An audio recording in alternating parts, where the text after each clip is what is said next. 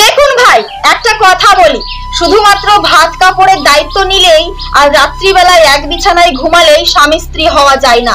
একজন ভালো স্বামী হতে গেলে স্ত্রীর ভালো লাগা খারাপ লাগার প্রতি মন দিতে হয়। নিজের স্ত্রীর কিসে ভালো লাগছে, কিসে খারাপ লাগছে, কিসে তার মন খারাপ হচ্ছে, সেইগুলোর প্রতি নজর দিতে হয়।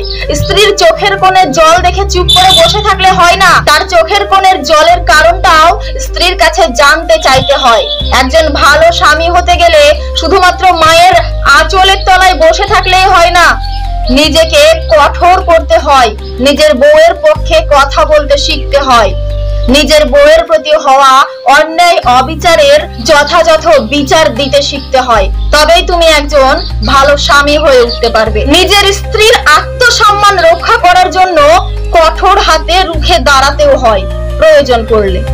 পুরুষ মানুষ তখনই ধ্বংস হয় যখন বাড়িতে বউ থাকা সত্ত্বেও তাকে অবহেলা করে, অপমান করে, অসম্মান করে বাইরের নারীর প্রতি আসক্ত হয় এবং ঘরে ফিরে এসে বাড়ির বউকে দিনের পর দিন মিথ্যে কথা বলতে থাকে। দেখো ভাই, তুমি একবার বিপদে পড়ে দেখো, তুমি যে নারীটার পিছনে ছুটে বেড়াচ্ছ সেই নারীটা কিন্তু তোমার বিপদের সময় এসে তোমার পাশে দাঁড়াবে না, বরং তোমার বুকে লাথি মেরে চলে যাবে। আর তোমার বিপদের সময় সবচেয়ে আপন যে মানুষটা, যাকে তুমি এতদিন অবহেলা করেছো, অসম্মান করেছো, কষ্ট দিয়েছো, দিনের পর দিন মিথ্যে কথা বলে গেছো, সেই তোমার নিজের বউটাই তোমার পাশে থাকবে। তাই ভাই বলি কি, নিজের ভালোটা নিজে বুঝতে শিখুন। পরনারী হচ্ছে স্বাস্থ্যের পক্ষে হানিকারক, তাই পরনারী থেকে দূরে সরে আসুন আর নিজের স্ত্রীর প্রতি খেয়াল রাখুন, নজর দিন, তাকে সম্মান করুন, তাকে ভালোবাসুন।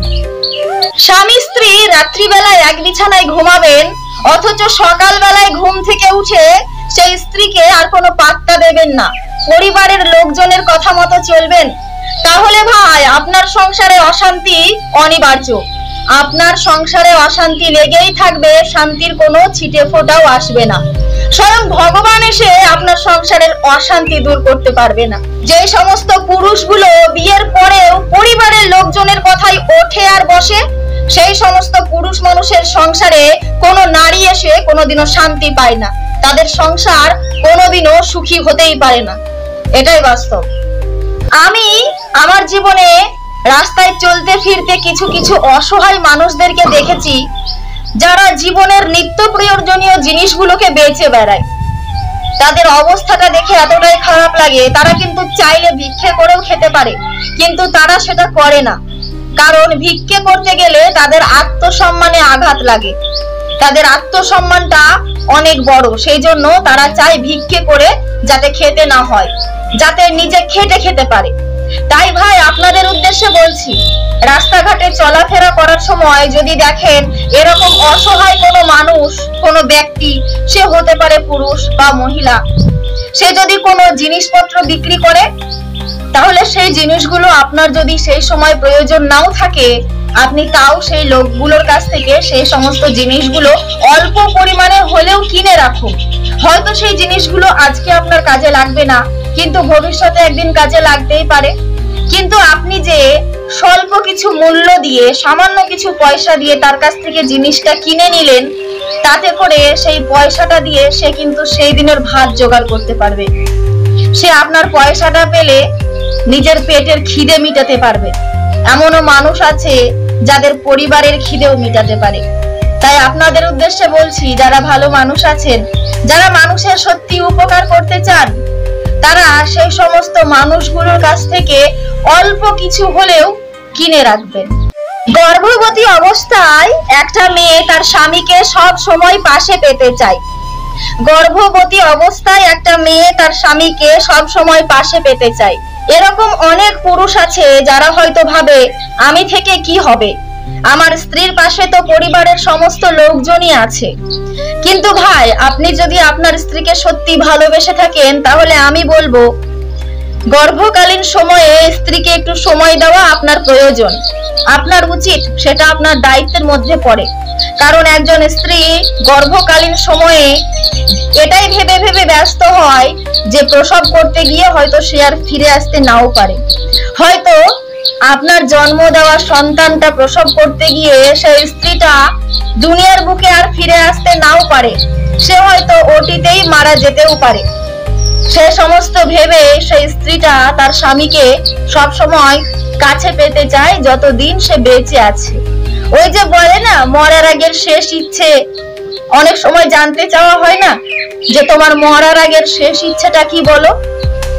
সেই রকমই গর্ভকালীন সময়ে মেয়েদের মরার আগের শেষ ইচ্ছেটা হয় তার প্রিয় মানুষের সাথে কিছু কিছু সময় কাটানো, স্পেশাল মোমেন্ট, স্পেশাল সময় কাটানো।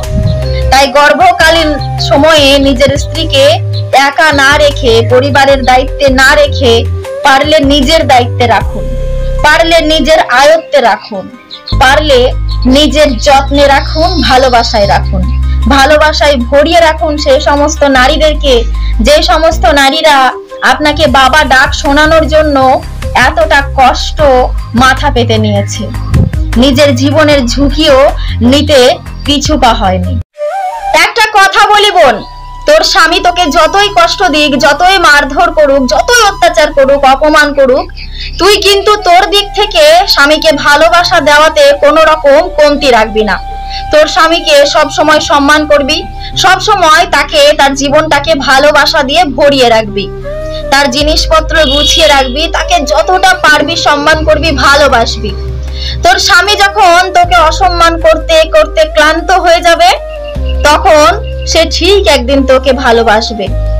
তোর স্বামীকে যখন সবাই ঠোকর মারবে, সবার কাছে ঠোকর খেয়ে এসে যখন সে ভাববে যে তুই তাকে কোনোদিনও ঠোকর মারিসনি, তুই তাকে কোনোদিনও নিজের স্বার্থে ব্যবহার করিসনি, সে তাকে এত কষ্ট দেওয়ার পরেও তুই তাকে সারা জীবন ভালোবেসে গেছিস, বিশ্বাস কর সেই স্বামীটা তোকে তখন অন্ধের মতো ভালোবাসবে। নিজের জীবনের সবকিছু বিসর্জন দিয়ে হলেও তুই তার আত্মা প্রাণ হয়ে উঠবি। তাই নিজের স্বামীর চোখে সব সময় ভালো সেজে থাকো। এমন কোনো কাজ করো না যাতে তুমি নিজের স্বামীর চোখে নিচে নেমে যাও, নিজের স্বামীর চোখে খারাপ হয়ে যাও। শোনো বোন, তোমার শাশুড়ি তোমার সাথে যাই করুক না কেন, যতই খারাপ ব্যবহার করুক না কেন, তুমি কিন্তু সেটা ভেবে কোনোদিনও তোমার শাশুড়ির সাথে খারাপ ব্যবহার করবে না, তোমার খারাপ রূপটা কোনোদিন তোমার শাশুড়ি মাকে দেখাবে না। একটা কথা মাথায় রাখবে, উপরওয়ালা ছাড় দেন কিন্তু ছেড়ে দেন না। আর একটা কথা মনে রাখবে, তুমি যে বাড়িতে আজকে বৌমা হয়ে আছো, সেই বাড়িতে তোমার শাশুড়িও একদিন বৌমা হয়েছিল, আর সেই বাড়িতে তুমিও একদিন কারোর শাশুড়ি মা হবে। তাই সে সমস্ত কথা ভেবেই বলছি, তোমার শাশুড়ি যদি তোমাকে কটু কথা বলে, খারাপ কথা বলে, তোমার নামে নিন্দা করে, তোমাকে অপমান করে, তোমাকে যা নয় তাই বলে, তোমাকে বকাঝকা করে, সবসময় খ্যাচ খ্যাচ করে, তাহলে আমি বলবো তুমি তোমার শাশুড়িকে তোমার দিক থেকে যথেষ্ট পরিমাণে ভালোবাসা দাও। ভালোবাসা দিয়ে সব সম্ভব। ভালোবাসা দিতে দিতে হয়তো একদিন দেখবে তুমি তোমার শাশুড়ির কাছ থেকেও রিটার্ন গিফট হিসেবে ভালোবাসা পেতে শুরু করেছো। তুমি যদি তোমার শাশুড়ির সাথে এখন তর্কে লড়াই করো, তাহলে সেই লড়াই কিন্তু যতদিন বাঁচবে ততদিন চলে যাবে। তার থেকে ভালো নয় কি যে সে যা বলুক তুমি মুখ বুজে সহ্য করে তাকে ভালোবাসা দেবে। একদিন দেখবে তোমার ভালোবাসা পেতে পেতে সেও তোমাকে ভালোবাসা দিতে শুরু করেছে।